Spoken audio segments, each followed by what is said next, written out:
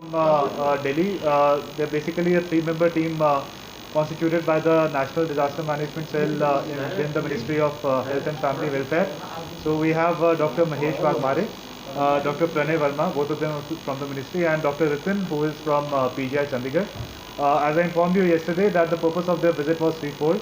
Firstly, to ascertain the issue of high number of deaths in Jammu division. Secondly, the low positivity in Jammu division, and thirdly, the prevalence of the virulent Indian strain as or the B1617 strain in Jammu division. I'll hand over to Dr. Mahesh. Yeah, as it has been told, now the cases in Jammu division have been increasing, and also the mortality. See, and now at the level of Government of India, the whole genome sequencing has been carried out. So what is happening is we are trying to correlate those things, the increase in the number of cases and the whole genome sequencing data. Preliminary, we can say that because we are earlier the UK variant, the South African variant, and the Indian variants are all becoming prevalent in Jammu division as well. And it is well known fact that the Indian variant is more infectious and leading to more mortality. So preliminarily, we can always say that it is one of the leading cause why the cases have been increasing and also the mortality has been increasing. Secondly, with the lockdown, it definitely will help in containment of the infections. But at the similar time, we need to be very cautious that the COVID appropriate behavior has to be maintained in the market areas whenever the markets are open. We are still finding that the people are not following the COVID appropriate behavior. The social distancing has not been followed. The mask is not been properly wear. So these are another reasons why infection is increasing. So not only the health government but also the people should cooperate to contain this spread of the infection, and then it will also help us in reducing the mortality and morbidity by COVID-19. So social distancing has been stressed enough. However, I'll come back to that particular point. Nobody is blaming the dead for having arrived in the hospital late.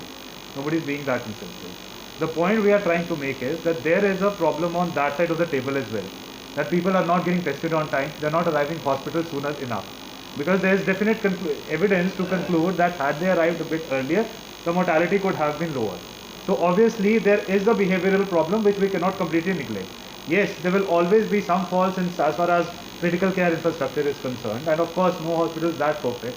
We don't have that much of international standards care also available, but our doctors are trying our best. The same team visited GMC also. They spoke to the team of intensivists, both consultant medicines as well as consultant anesthetists and all, and they were also convinced that they are handling patients in whatever best manner that they can. It's not as if in Jammu division our doctors are expert doctors are somewhat lacking in something, or that somebody is dying for want of oxygen or for want of ventilators bed. I am sure you would have looked into that data as well, that if any dead body which went out of GMC did their relatives complain that he was kept waiting for ventilator for that long, that he just could not get an oxygen bed for that long and he died without oxygen? No, that's not the case. So there are concerns on both sides, but then with every disease there's a preventive aspect, there's a curative aspect, and we cannot stress enough that yes, the key, the answer, as was the solution to the Spanish flu, lies in the preventive aspect as well. And his observations in the field today, in Samba today, also is the same, that there needs to be some greater responsibilities at the public side. when I was speaking on the VC with the 10 of the districts, if you were there, I'm taking you back to 1800 when that time there were no ventilators, no medicines, no labs, no whole genome sequencing. Even then, in 2 years they were able to contain whole of the Spanish flu with two weapons, mask and no crowding. So it lies true even today.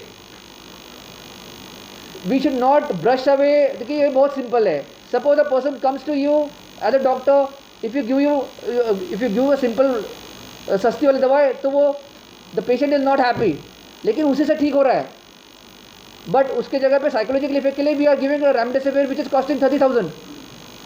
So That mentality should not, we should not propagate it further.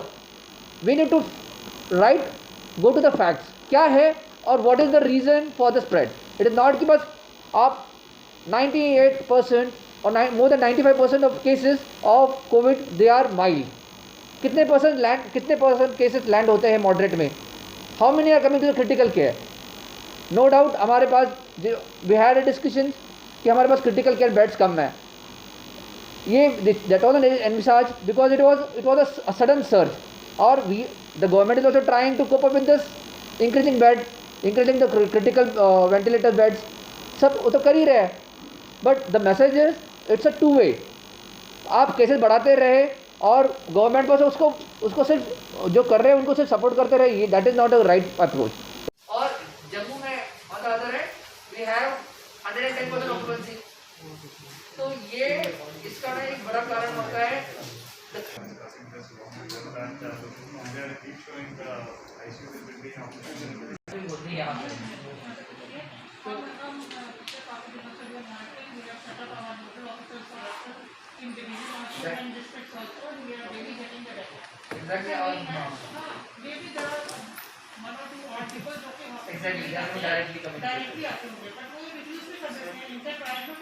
Everybody knows about code efficient behavior. What are the main reasons, other than the Indian variant what you have been talking about, reason for the rise in mortality? Because if you compare the figure with Kashmir, we have found that though it might not look like we are giving something different, but it is a fact.